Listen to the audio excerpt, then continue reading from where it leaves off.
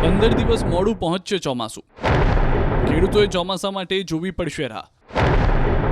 25 થી 30 જૂન આસપાસ ગુજરાત પહોંચી શકે ચોમાસું.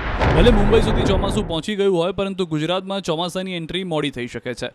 રાજ્યના ખેડૂતોએ ચોમાસા માટે થોડી રાહ જોવી પડી શકે છે. આ વખતે 15 દિવસ મોડું ગુજરાત પહોંચી શકે ચોમાસું. હવામાન નિષ્ણાંત ચિરાગ શાહે આગાહી કરી છે કે ગુજરાતમાં ચોમાસું મોડું આવી શકે. જે ચોમાસું 14 થી 15 જૂને વહેલું આવવાનું હતું તેની જગ્યાએ 25 થી 30 જૂને ચોમાસું આવી શકે. જો કે આ વર્ષે વરસાદ સારો રહેશે. 100% ઉપર વરસાદ પડશે. હાલ 5 જૂન સુધી રાજ્યભરમાં પવનની ગતિ વધશે. 20 કિલોમીટરની ઝડપે પવન ફૂંકાશે.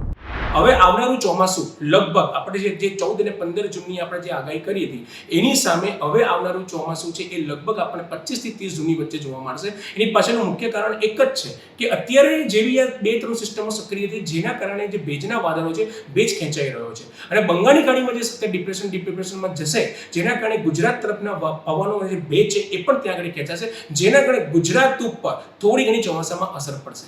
એવું નથી કે ચોમાસું બગાડવાનું છે. બીજી તરફ હવામાન નિષ્ણાંત અત્રેય શેટ્ટીએ આગાહી કરી છે કે હાલ ગુજરાતમાં ચોમાસું પહોંચવાની સંભાવના નથી. હાલ પૂર્વ ભારતમાં જ ચોમાસાની ગતિ સક્રિય છે. 12 જૂન બાદ ફરી ગતિ પકડી શકે છે ચોમાસું. આ દરમિયાન 2 સપ્તાહ સારા વરસાદની સંભાવના પણ નહીવત છે.